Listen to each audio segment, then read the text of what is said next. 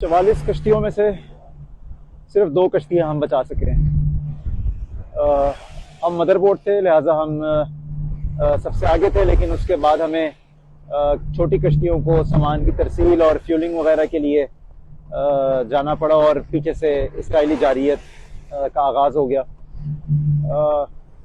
सिर्फ 2 कश्तियाँ 44 कश्तियों में से।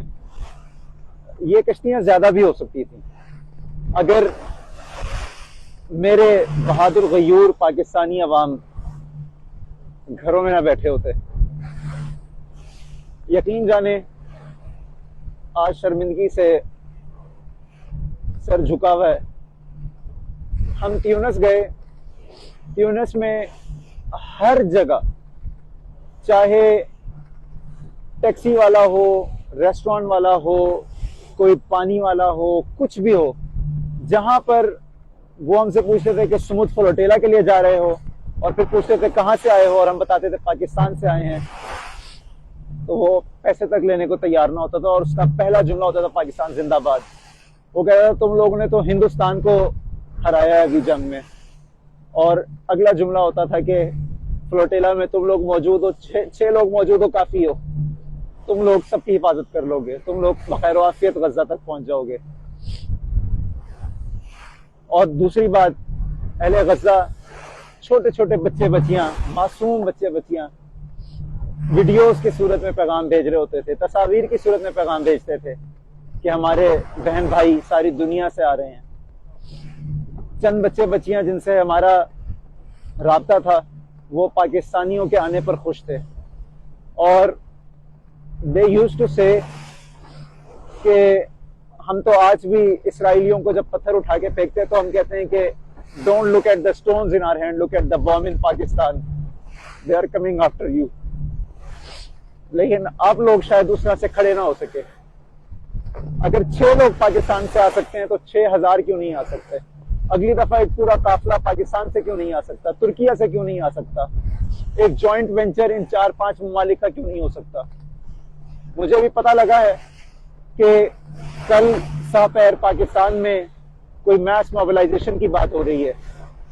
हम लोग तो यहाँ पर अपनी जानों को हथेलियों पर रखकर, अपना सब घर बार छोड़कर, सब कुछ छोड़ छाड़ कर हम यहाँ पर आए। आप लोग शायद अब बाहर निकल आए। ये मेरी आंखों में आंसू आप लोगों के ना निकलने पर नहीं है, ये आंखों में आंसू हैं उन 7 समंदर पार ट्यूनिस के लोगों के लिए, उन अरब के लिए जो आज भी पाकिस्तान की इस कदर करते हैं, जो पाकिस्तान को इस नजर से देखते हैं। वो बाकायदा कहते हैं, वो सलूट करते हैं और वो कहते हैं कि तुम्हारी हवाई जो फजाइया है उसने हिंदुस्तान को हराया है, इतने बड़े मुल्क को हराया है।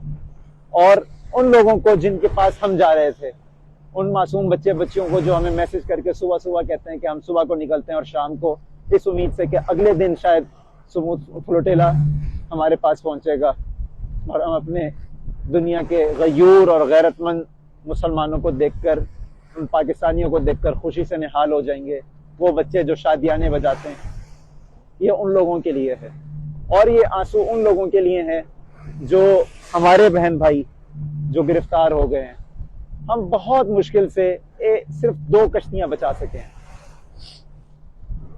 इस कदर मुश्किल हालात के बावजूद भी मेरा अगर आप लोगों से बात करने का दिल चाहा है तो सिर्फ इसी बुनियाद पर कि हम तो वो लोग हैं जो किसी तरह की कोई आफत आती है, कोई सैलाब आता है, कोई तूफान आते हैं, दुनिया भर में कहीं कुछ होता है तो हम अपने घर खोल देते हैं, हम अपने दस्तरखान बिछा देते हैं, हम अपने आप को बेहतरीन से बेहतरीन अपनी हर चीज को कुर्बान करने को तैयार होते हैं और हम इमदादी सामान भेजते हैं, हम हर चीज करते हैं। आप लोग गजा के लिए उठें, उन मुसलमानों की उम्मीदों के लिए उठें जो आपसे वाबस्ता हैं, और हमारे लिए भी उठ जाएं। 25 करोड़ में से सिर्फ 6 लोग सुमुद फ्लोटेला के लिए अपना घर बार, तन मन धन सब कुछ छोड़कर कुर्बान करके निकले थे।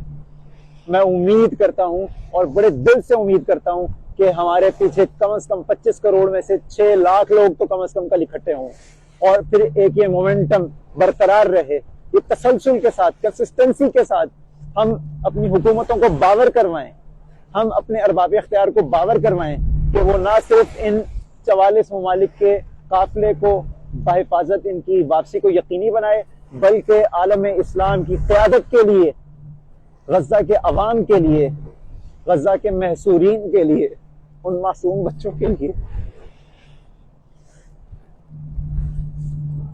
उन मासूम बच्चों के लिए उठ खड़े हों और कमर बस्ता होकर एक आवाज बनाकर, अगर पाकिस्तान का मतलब क्या ला इलाहा इल्लल्लाह, तो बैतुल मक़दस से रिश्ता क्या ला इलाहा इल्लल्लाह, इसके बुनियाद पर उठ खड़े होंगे।